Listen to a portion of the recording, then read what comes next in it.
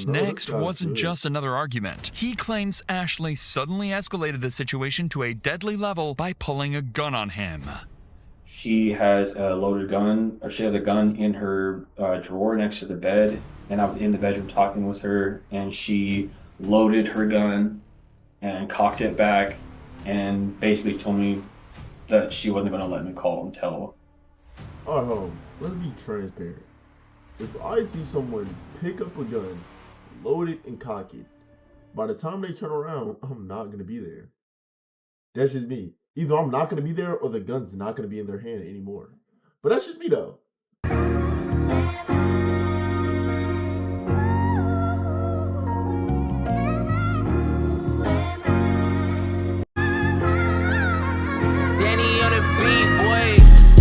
I said, what's good, YouTube? I said, what's good, YouTube? I said, what's good, YouTube? It's your boy, 3 Stacks. And what's good, YouTube? It's your boy, 3 Stacks. What's good, YouTube? It's time to react.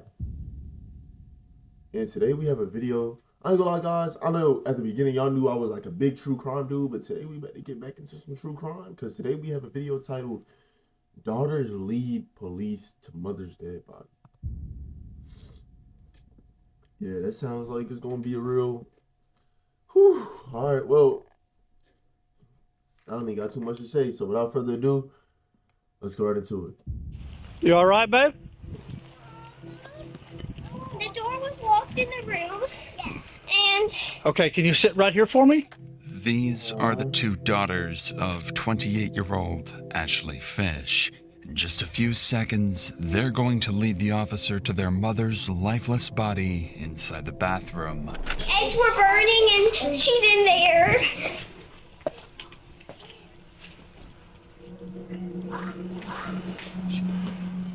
And as the oldest daughter bravely guides her siblings to safety, police are still unsure whether this was self-inflicted or if there's a killer on the loose. But they'd eventually discover that Ashley's killer is closer to home than anybody expected, pulling investigators into one of the most tragic domestic dispute cases the state of Louisiana has ever seen. Is she alive? No, she's not. They're young. Yeah, he done a number on her, that's for sure. I wanted him to leave. Get out there. Leave the girls alone. I said I'd just shoot you. I don't even know. We've created a GoFundMe for these children, starting with a $10,000 donation of our own. If you'd like to help, more details are in the description. Okay. On a quiet April evening in the small city of DeRidder, Louisiana, police receive a terrifying 911 call. But what would shock the dispatcher is the eerie calmness of the caller. 911, where's your emergency? Hi, I need to report a crime. Okay, what's the address? 265 Northridge Drive, in DeRidder, Louisiana. Stay on the line while I get DeRidder Police home with us. Thank you.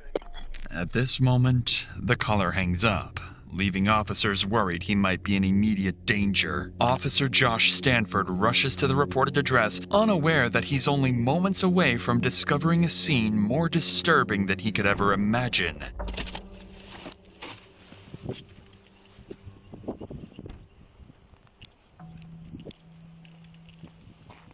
You alright, babe? The door was locked in the room, and... Okay, can you sit right here for me? Yes, Is anybody in there? Bro, that's just heavy, like, because the little ones might not really know what's going on, but the older one will forever live with that her entire life. Bro, like, all because a dude want to get, you know what, I don't really know what's going on, but still, like, this, oh, man.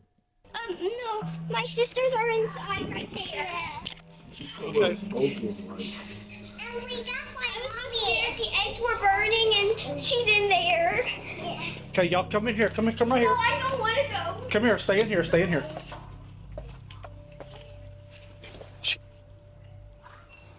254 City. The woman has a single bullet wound to the right side of her head and appears to have been dead for some time. Yet the male caller is nowhere to be found. But then the officer remembers there are still 4 young girls nearby who have just lost their mother. Come here. Come here. Come help me. Come help me. Do you know these children? Yes, they're our neighbors. Okay. Yeah, like Maddie. You got parents here? Yes. Huh? Can you take them to a secure place for me? Was there anybody else here, baby? I don't think so. I don't know. In an unimaginable act of courage, the eldest daughter guides her younger siblings to safety, leading them to the neighbor's house. The neighbor bravely takes in the 4 traumatized children, who would later turn out to be instrumental to the investigation. Officers head back inside to try to locate the caller, completely unaware that he's the one who pulled the trigger. Is there one victim or 2? I'm at Northridge. City, do I have one victim or 2? So we need to clear the rest of the house. I'm under the impression there was a male here too. So there was clear the rest of the house. City police! Hey, city police! Go right. Police department! Quick! See, when Gladys was on the phone with him, I was under the impression there was a male subject that had been shot. Look out in the backyard. What's that? A smell? The eggs were burning. Oh, they cook? Oh, okay. Where's she at? She's in that bathroom. Oh, hell. Everything else clear? Everything else is clear. Officers find no one else inside, leaving them still in the dark about who the caller really is. They'd further look into the victim's injuries and quickly realize there was almost no imminent struggle, leaving officers questioning whether the injuries may have been self-inflicted. But before anything else, they still need to identify the victim, and this is when the officer would make a devastating discovery, one that would turn this into a far more personal case. I didn't want to wait till you got here before I started trying to find an ID or anything. Let me. Hey, you want me to turn the stove off? Yes.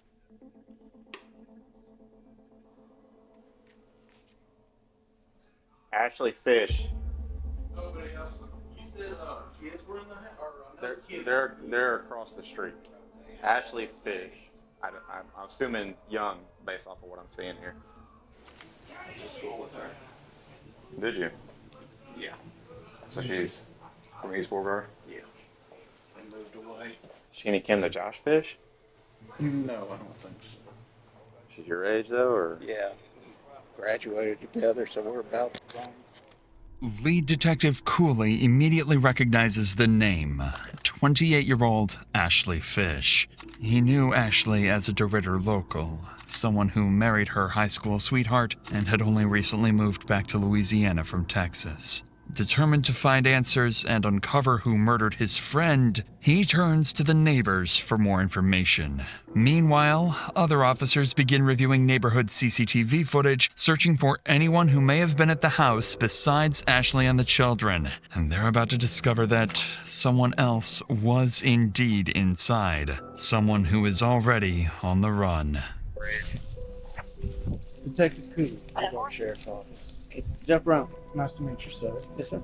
Hey, y'all mind if I ask you a couple questions real quick? Yeah, you can ask me anything, but I really didn't see anything. The only one that saw anything was my son. Your son, the one that was mowing. He was mowing out here. Okay.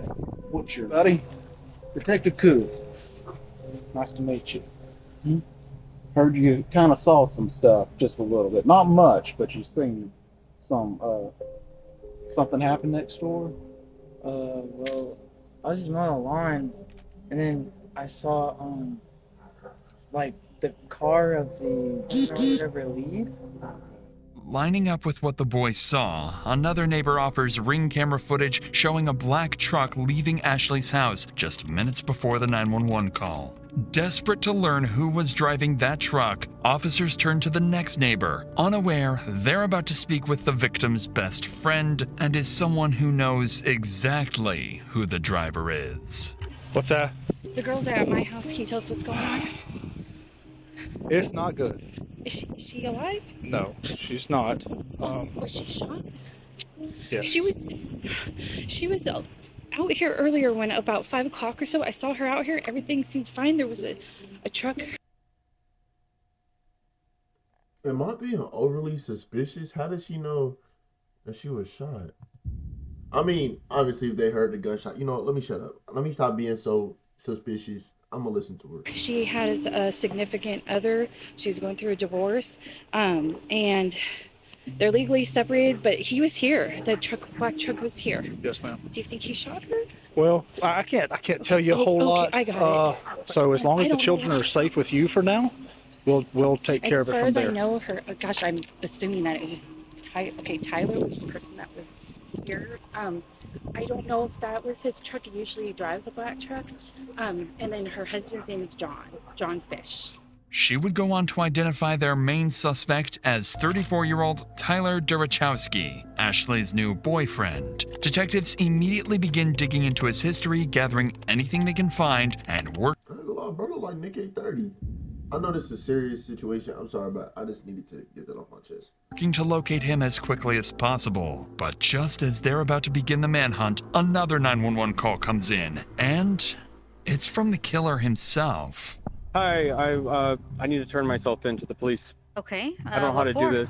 Are you wanted? Do you have an active warrant? No, I just committed a crime. Okay, what crime did you commit? I shot somebody. Okay, where are you located? I'm at Burke's Outlet in DeRidder. I'm in the parking lot, and I just am going to wait here to get picked up. Okay, who did you shoot? A woman, Okay, what is her name? Ashley Fish. Officers rush to the address he gave, an empty parking lot. Still baffled as to why he confessed and why it took him so long to come forward. Knowing he likely killed a woman in front of her children, they brace themselves, fully expecting anything to go wrong at any moment, or even an ambush. The suspect is going to be in Burke's parking lot.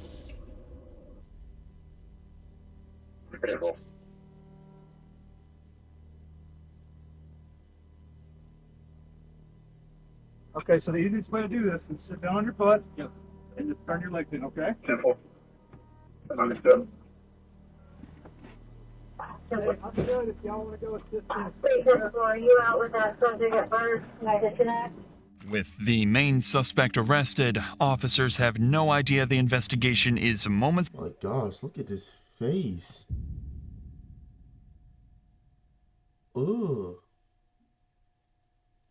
Yo, he just look crazy, like, oh my gosh. Away from taking another unexpected turn. When they search his vehicle, they find no weapons, but they do find multiple prescription drugs, vials of testosterone, and syringes. To their surprise, Tyler seems unusually calm for someone who just took a life, and it would quickly become obvious that this calm, controlled demeanor is part of a plan to get away with murder.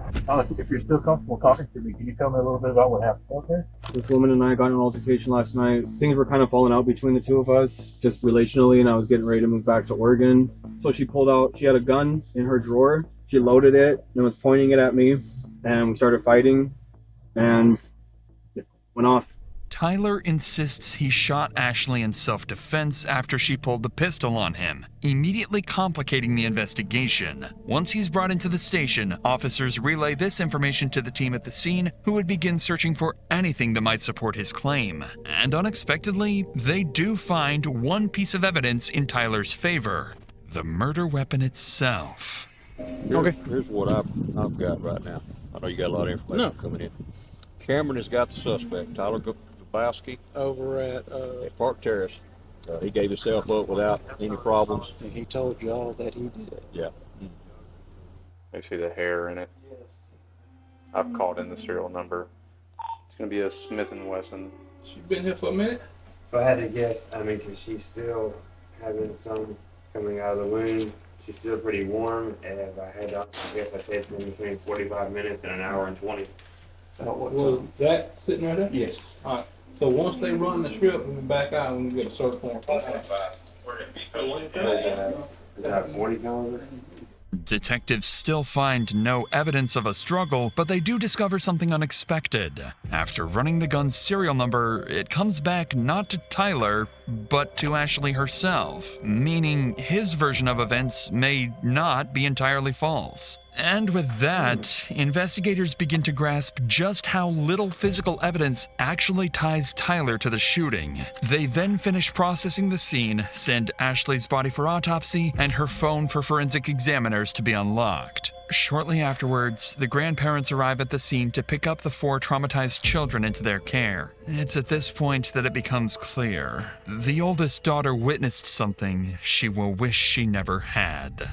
I've got some grapes and some strawberries. Yummy. Yummy. Are y'all hungry? The one you want to talk to is yeah, she supposedly told my wife that she saw something and she didn't want to talk about it. I know. Hey, my babies. Hey. Papa. Papa. Hey, baby. Here, I'm going to pick you up. This brings a small sense of relief to the officers, knowing the children are finally away from the horrors inside. But now comes the most difficult part, calling Ashley's ex-husband, John, and informing him that she is dead.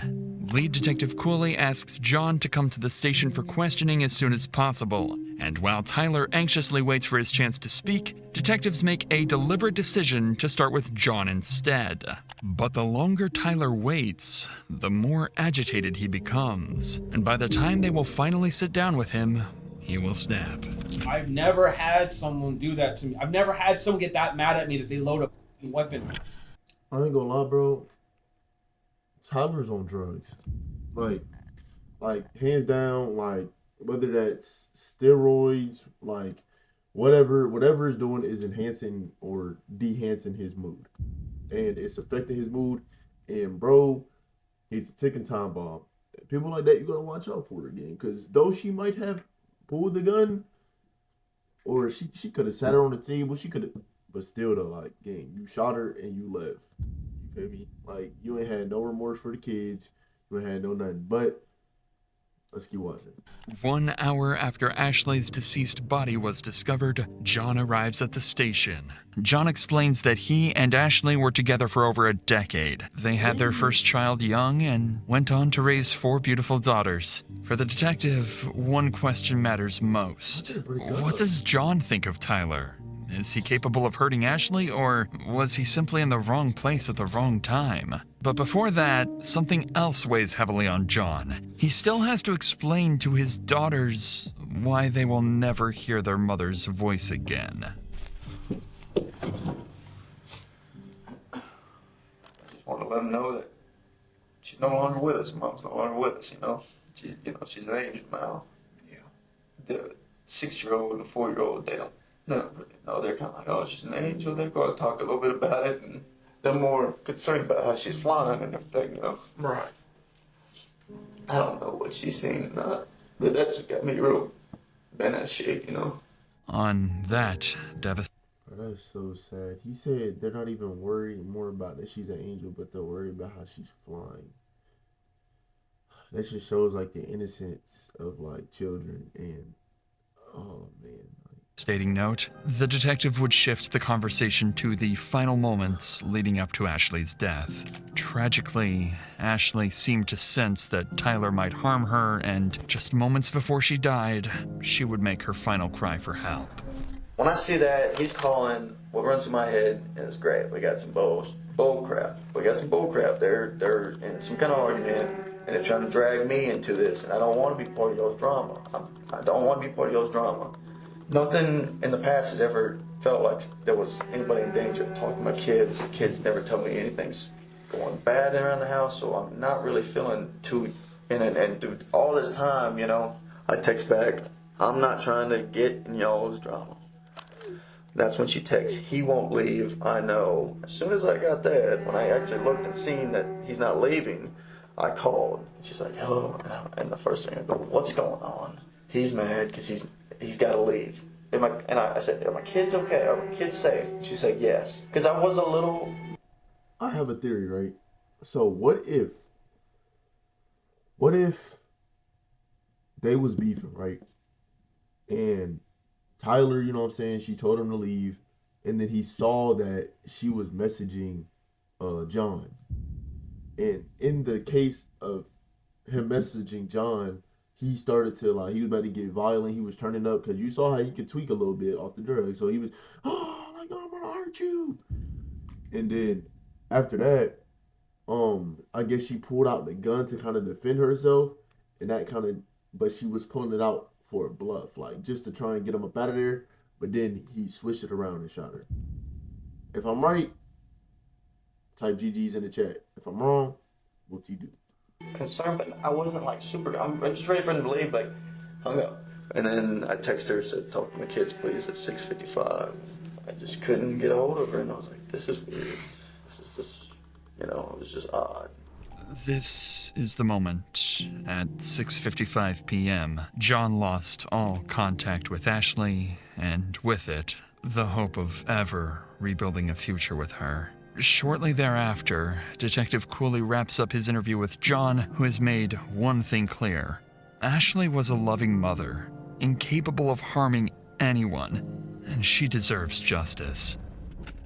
Still not ready to begin Tyler's interrogation, fully aware that physical evidence against him is alarmingly weak, the detective instead brings in Ashley's other relatives to give their statements, hoping to better understand Tyler's character and whether he truly is a cold-blooded murderer. And it doesn't take long for one thing to become clear. Every one of them deeply distrusted Tyler, to the point of even threatening his life, fearing he might one day snap and hurt Ashley. I did threaten him. I wanted him to leave, get out there, leave the girls alone. I said I'd just shoot you, but I didn't, and I went home, and my wife and my daughter, they talked some sense into, but I mean, thoughts crossed my mind hundreds of times now, If I'd have carried that out, I know it's bad, but they'd had the mama. He's there, and he comes out, and I think he shook my hand, and I'm like, hey Tyler, nice to meet you and whatnot. And he just goes straight in the door and picks up Ashley's guitar and goes and hikes his leg up on the damn trampoline and starts looking at the moon and playing guitar. And I'm like, Ashley, what in the f*** is he doing? Can we just go inside? I don't want to hear this prick playing or something. Just something. He stops and he come over there to pull us apart. And I just rear back and punched him in the side of the head. And I had told her, he needs to go. You need to get this done and get it done. Get him on the road. Last couple of weeks she told me she had made her decision. He did have to go, and this time it was for good. She said, I will be alone. And then this other guy, and I talked with my wife about it. I said, I don't understand why somebody that supposedly has got their living already set, they ain't even got to work for a living, to start seeing somebody that has 4 kids. He has no kids. I said, the only thing I can think of is maybe he's a damn. I said, that sounds suspicious to me, Yes. It quickly becomes clear to the detective that Ashley's relatives all wish she had stayed with John instead of Tyler, a walking red flag fully capable of snapping at any moment. But everything else investigators have is still circumstantial. Am I weird for wondering why they broke up? Because, like, if they was all peaches and cream, like, I ain't gonna lie, do y'all think... I'm not even going to do that. I just want to know why they broke up. Well, there's hope. Police did find some concerning items in his car. Multiple anabolic drugs known to affect mood, judgment, and irritability. However, even with these findings, detectives are grasping at straws. Yet, with time slipping away, Detective Cooley knows he can't wait any longer. It's time to come face to face with their killer, who, by this point, has been waiting for hours, growing increasingly impatient to speak. With the right lawyer, he has a real chance to walk free. Without one, a single wrong word could now cost him his freedom for life. And for Detective Cooley, this isn't just another case. Ashley was his friend, someone he had known for years. Now he has to sit across from the man who has already confessed to killing her. Okay, if I record, it's just help me keep everything in track, so. My biggest thing is I want to know who you are, because that's very important. We need to know who Ashley is. That's very important. It's not just the events of what happened tonight. It's the whole totality of the history with you guys, because that's going to help best explain everything that led up to where we're at. I'm gonna tell you that you remember the saying, "The truth will set you free." The truth will set you free in here. It's up to you. I can't make you. I would love to know. We would all love to know, just for the sake of you, and for the sake of Ashley, obviously. I mean, I feel like giving a statement just because I'm here. I don't know how long we wait for a lawyer to get here or whatever, but I just wanted to talk about what happened, tonight. So I don't know if that's, I think it's important, Okay. because right now we've got, obviously, I think I need to tell what happened. I left about 6 p.m. A little around 6 p.m. I'm not even quite sure when it was when I called the actual police department or called 911. What I had left it as, there were 4 children in the house and a woman. From the outset, detectives suspect Tyler has a plan, and that turning himself in may have been his first step in trying to appear more innocent. And as the interrogation unfolds, that plan becomes crystal clear. Everything that happened that night was, according to him, Ashley's fault. The woman and I had an altercation with a loaded weapon, and she had a bullet in her head. Never initiated violent contact on her like that. I'm not the one that pulled the gun. I don't have the gun. I don't want the gun. I don't want to in disputes with a gun. No intention to shoot Ashley. No. I've never had. I don't want to take a mother away from her 4 kids. That's not my thing. I closed the door. I locked that bedroom door to the bedroom so the kids don't go in there. I had emptied out the gun. It was empty, and I left it there, and I went out. I didn't know what the fuck to do. I'm sorry. I wasn't. Like, I understand you saying that you're not that type of guy, but you literally are. Like, I just want to know what made, did she pull, when she pulled the gun out on you, she had her finger on the trigger, she better, and, how did you even get control of the gun? That's what I want to know. Perfect. Kids were there. There's a 9-year-old there that's really responsible and was watching the kids. The neighbors were outside across the street, or I had seen neighbors outside at one point across the street. I felt like I just needed to go and be like, this just happened. So I drove to the parking lot down the street and just called 911. In Tyler's own words, the shooting was merely an altercation. But what stands out even more is how he refers to Ashley only as a woman, never as his partner or ex. Up until this point, Tyler has not shown any emotion when talking about Ashley, but detectives can sense something beneath the surface. Tyler avoids eye contact. He rambles, fidgets, and appears restless, almost like he's on the verge of a breakdown. And the moment detectives ask about Ashley's children, Tyler would finally crack. And she's got how many kids? 4 kids. Were they all at the house tonight? Yes. Okay.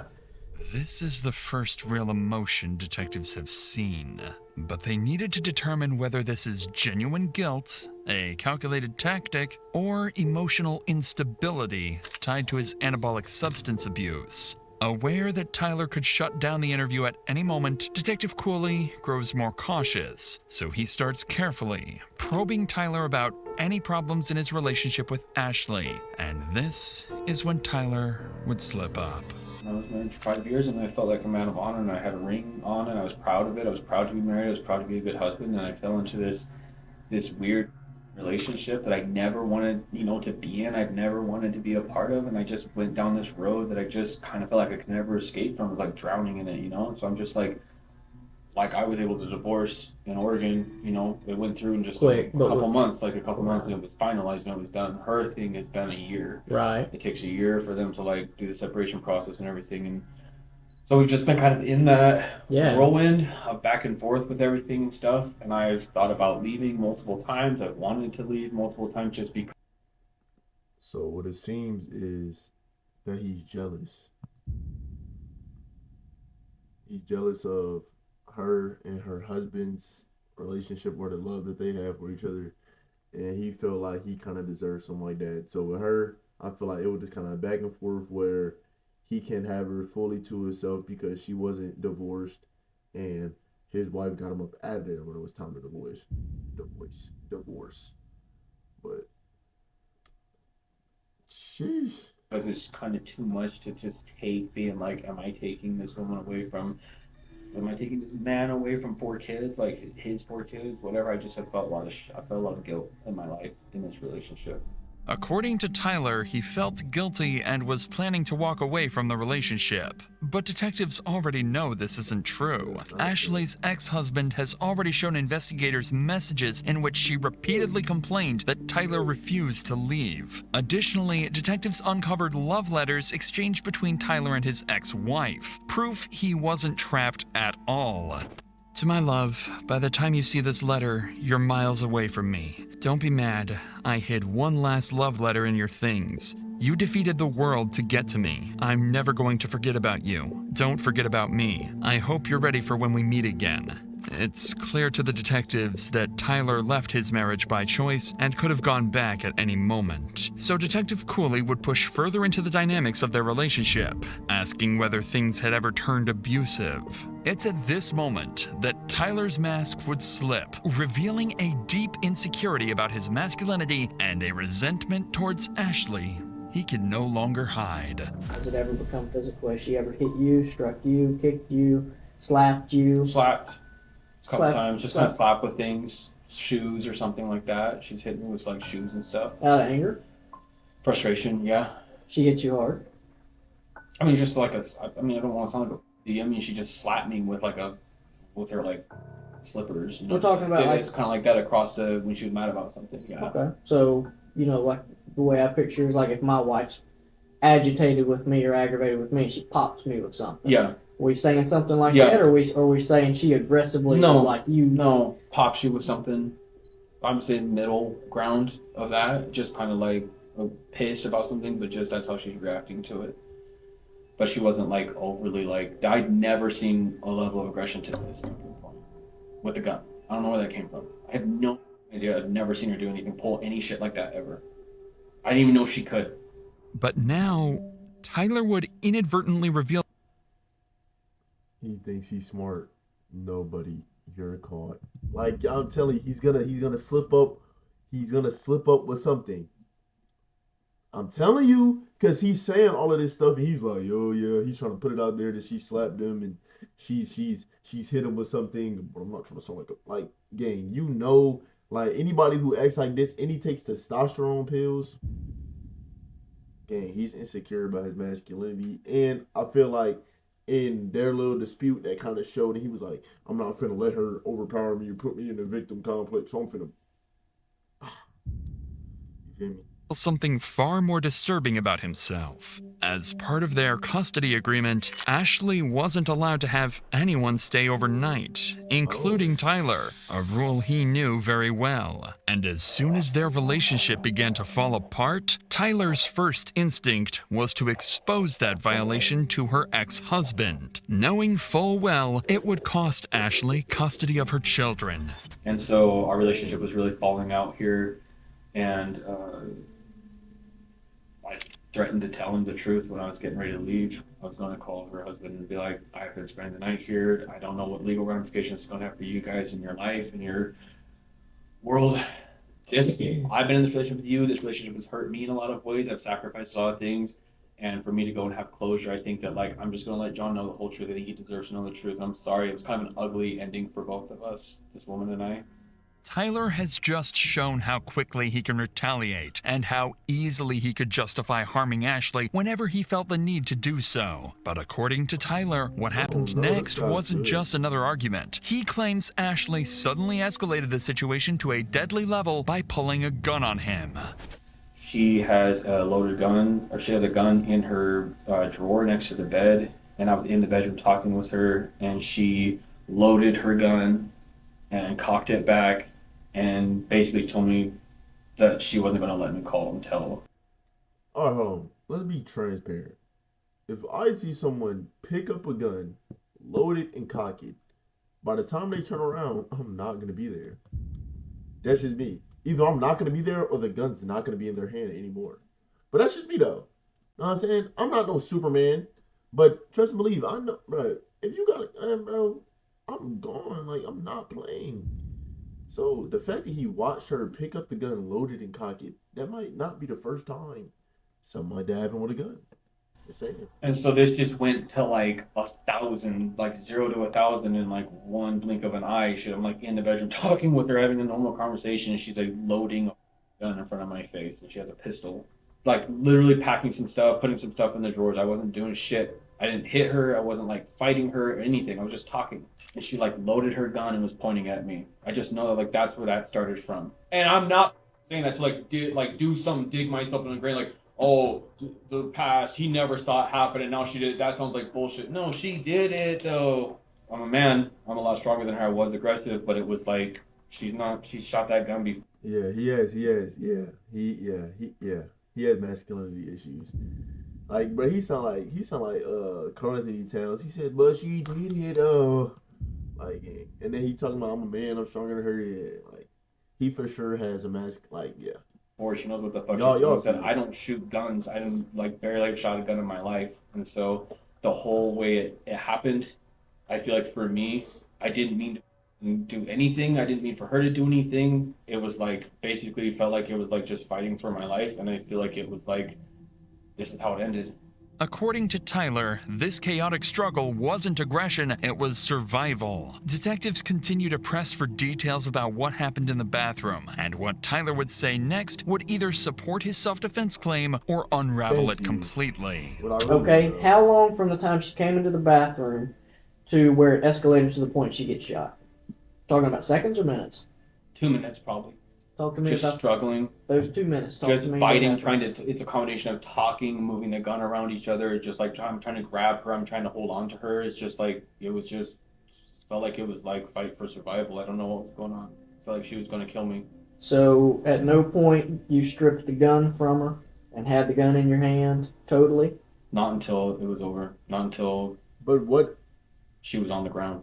Were you on top? Was she on top? Behind.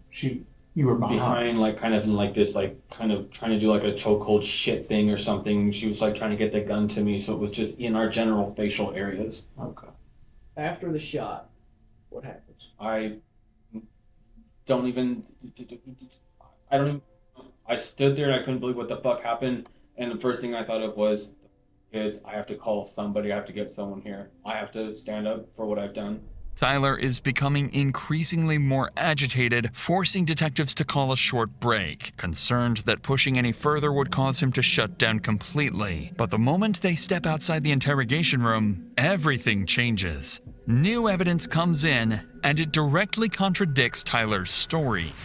Tyler claims Ashley had the gun in her hand and they were fighting over the weapon. But when Ashley's body was discovered, her phone was still in her right hand, her dominant hand, meaning she hadn't been holding a weapon in the moments before she was shot. Then came the most damning detail. Ashley's hair was found inside the barrel of the gun. Combined with skull fracture patterns, it proved the weapon had been firmly pressed against her skin when fired. This wasn't self-defense. This was a cold-blooded execution. This was exactly what detectives needed. Armed with this evidence, Detective Cooley re-enters the— I told you, what did I say? Bro, go to type GG's in the chat, bro. I said that he probably saw the messages and he got tight. Hence, phone hand. Hence, gun back in the head. Hence, shot. I told you. Just saying. room, and this time, he's ready to confront Tyler about his story. But to the detective's surprise, his controlled demeanor has disappeared, and Tyler is about to lash out. Well, do you feel like it probably just got out of hand? Yes. I think our whole relationship was out of hand, and I think that I've never had someone do that to me. I've never had someone get that mad at me that they load a weapon in their house. The kids were asleep. It was 2 nights ago, and she cocks it back, and she's standing there like all cocky, looking at me like she's gonna she knows what she's gonna do with it. I mean, why not? If this lady's got a gun, why not just get the hell out of there? Literally. She had never done anything like this before. The other night, 2 nights ago, I don't even know why I let that go. I should have left the house. I guess, is it fair to say I was afraid for my life though? Yes. Is that fair to say that? I mean, I feel like the cop out there was like, "You're a big dude," and I feel like it's not fair if it's like, "You look like you can handle yourself. You could have just punched her in the face or kicked her or something or done something." And I'm like, I don't know, man. One bullet goes off and you're fucked. Yeah. So I just felt like it was like, for me, it's not about that. That's right. It's about it was a fight for literally like, I don't know what the fuck she's gonna do. She threatened me the night, so now I'm just like, I don't even know. It just feels like it was a accident. I didn't try to murder anybody. I didn't try to kill anyone. I don't know how, I don't know what happened. I don't know. I worked in the medical field and I know that it's not good. I know that. Tyler's words no longer sound like the frustration of a man defending himself. They sound like hostility towards someone he blames for everything that happened. Okay. But this is when Tyler would start to realize he isn't coming across the way he hoped. And when detectives press a little harder, they're about to make their biggest mistake, pushing Tyler to shut down completely. We're still missing some things that I feel that you're kind of rushing through, and I'm just trusting today. I just want to feel like I'm like someone's like on like kind of listen like on my side. On your side, right? No, but I'm not trying to. I get what you're saying. I know I've seen this in the movies. I know what I'm trying to do. Like it's like the more I tell now, it's like the better it looks. Like the more I just tell now, it's like, but I'm getting to that place where it's like we're at like the heart of everything that happened. I'm trying to be really careful with like. If I fuck up or if I say something stupid, I don't know what, the more I talk, I feel like the more it's like gonna look like, oh man, dude, I'm trying to explain the best I can what happened. Right now, the whole world, if they know what just happened, is probably like, that guy's a piece of shit. So I'm like, feel really alone where I like don't have anyone. My family's not here, no one's here. I understand that Ashley's not here either, and I'm trying to process that shit right now. But what we're gonna do is we're gonna refrain from any more questions. Understood. If you feel compelled to re-engage or say anything, you are more than welcome. You know, I appreciate you guys being patient with me. I know you guys got to do this with people and stuff, and I'm not trying to tell you guys I don't want your counsel and I don't want to tell more and more and more. I just feel like I'm at that point, looking at that piece of paper, what I've told you. I want to be able to tell someone that's like, I'm kind of like sitting here going like, I hear what you're saying, maybe don't say anything, maybe some counsel. I know you guys are counseling me right now and I'm appreciating it, but I need someone else. It just feels like it's like, that's this, man. It's at this point that Tyler refuses to answer any more questions until his lawyer arrives. But with the evidence stacked against him, Tyler would ultimately be charged with second-degree murder and 4 counts of child abandonment. He would go to trial maintaining that he acted in self-defense, but the state's case would be overwhelming. Tyler would be found guilty on all charges and sentenced to life in prison with no chance of parole. Yes, sir. Thank you for watching and supporting our team. Whew. Boy, oh boy, oh boy. It's been a minute since we looked at a video like that. But man, I told y'all, like, I knew he did it, bro. I dang near predicted how it happened. She had the phone in his hand, she had the phone in her hand, and he had the gun to the back of her head, so he probably seen that she was messaging and she was trying to message right before. I'm telling you. But without further ado, it's your boy 3 Station on TV3000. Thank y'all for watching the video. Make sure to like, share, and subscribe. I love y'all. God bless you. And on to the next one. Peace. I got big packs coming on the way. I got big stacks coming out to save. I got Lil Max with me, he the way. It's a big gap between us and the game. In the next life, I'm trying to stay paid. When I die, put my